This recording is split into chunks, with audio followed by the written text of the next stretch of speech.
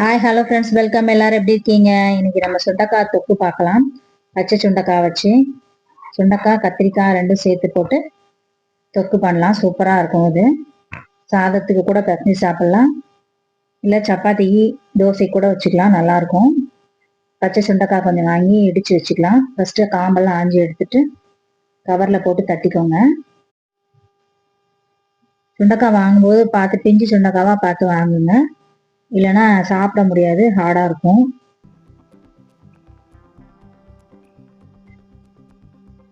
நல்லா எல்லாத்தையும் நல்லா இடிச்சு தட்டிட்டு தண்ணியில் போட்டு வச்சுக்கலாம்.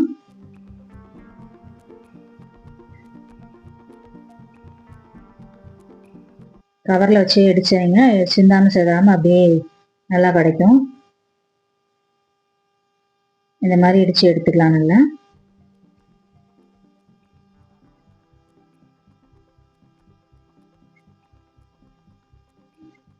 இதோட நம்ம கத்திரிக்காய் கட் பண்ணி போட்டுக்கலாம்.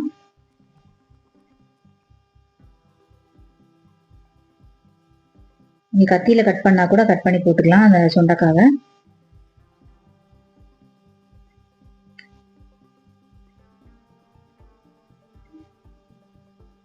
கத்திரிக்காவையும் அதிலே கட் பண்ணி போட்டுக்கலாம்.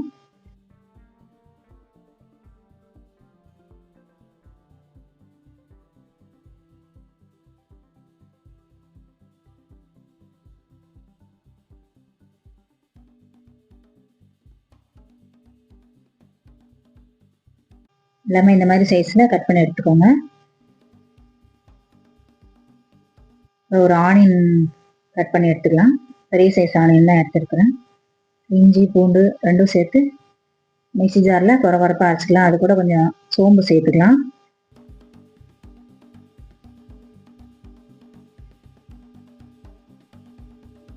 நல்லா குறகுறப்பாக அரைச்சி எடுத்துக்கோங்க. இடிச்சு இல்லாட்டி கல்லில் கூட இடிச்சு எடுத்துக்கலாம். ஒரு பேன் இல்லை கடாயில் ஆயில் ஊற்றிக்கோங்க. ஒரு 2-3 டேபிள் ஸ்பூன் ஊற்றிருக்கிறேன். ஆனியன் வந்து நல்லா பொடிசாக கட் பண்ணி எடுத்துக்கலாம்.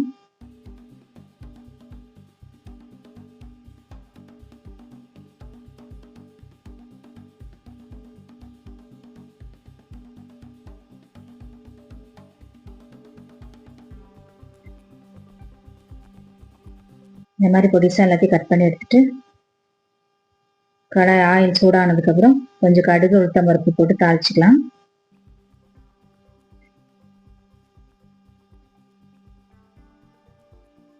கட் பண்ணி வச்சிருக்கிற ஆனியனும் சேர்த்துட்டு நல்லா வதக்கி விட்டுக்கோங்க.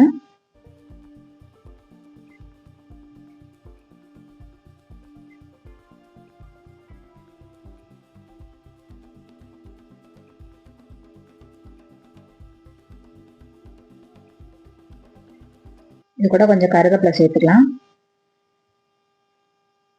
பெருசா இருக்கனால கொஞ்சம் கிள்ளி போட்டுக்கிறேன்.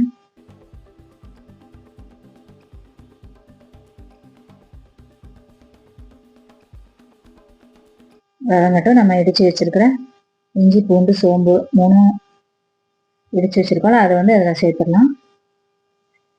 மிக்சரில் ஒரு 2 பல்சில் விட்டு எடுத்தாலே நல்லா சூப்பராக இதாயிரும், அரைஞ்சிரும்.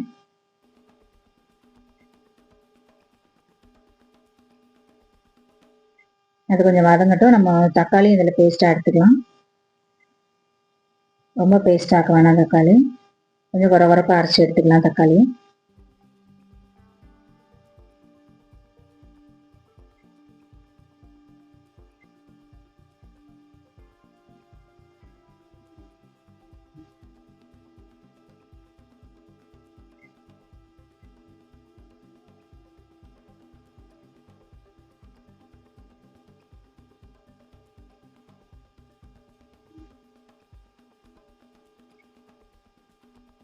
இந்த மாதிரி அரைச்சி எடுத்தா போதும்.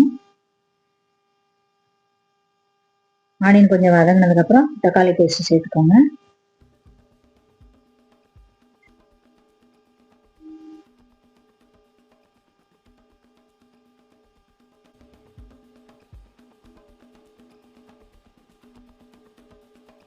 அதோட நம்ம கட் பண்ணி வச்சிருக்கிற கத்திரிக்காய் சுண்டக்காவை சேர்த்துடலாம்.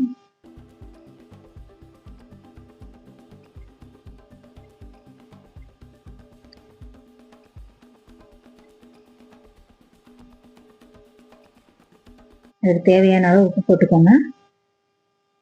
கொஞ்சம் மஞ்சள் தூள், மிளகாத்தூள் ஒரு 2 டீஸ்பூன் எடுத்து வச்சுருக்கேன், அதையும் இதோட சேர்த்துக்கலாம்.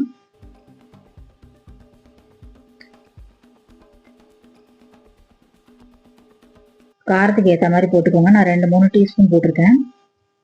காரத்துக்கு ஏற்ற மாதிரி மிளகாத்தூள் சேர்த்துக்கலாம். தனி மிளகாத்தூள் தான் அது.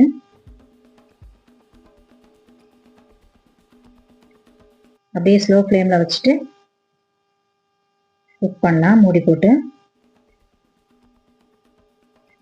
ஹை ஃப்ளேமில் வைக்கக்கூடாது, ஸ்லோ ஃப்ளேமில் வச்சு குக் பண்ணுங்கள். அப்போ தான் நல்லா தொக்கு நல்லா சேர்ந்து வரும். அப்பப்போ எடுத்து மிக்ஸ் பண்ணி விட்டுக்கோங்க. தண்ணிலாம் ஊற்ற வேண்டாம், மூடி திறந்து அப்பப்போ மிக்ஸ் பண்ணிக்கிட்டாலே போதும். சூப்பராக ரெடி ஆயிடுச்சு தொக்கு. அவ்வளோதான்.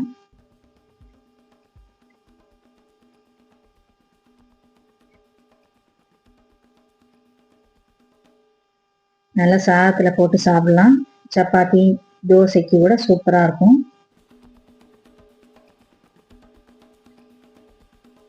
விருப்பப்பட்டா கொத்தமல்லி சேர்த்துக்கோங்க. அவ்வளோதான், ரெடி ஆயிடுச்சு. நீங்களும் இந்த மாதிரி வீட்டில் செஞ்சு பார்த்துட்டு எப்படி இருக்குன்னு சொல்லுங்கள்.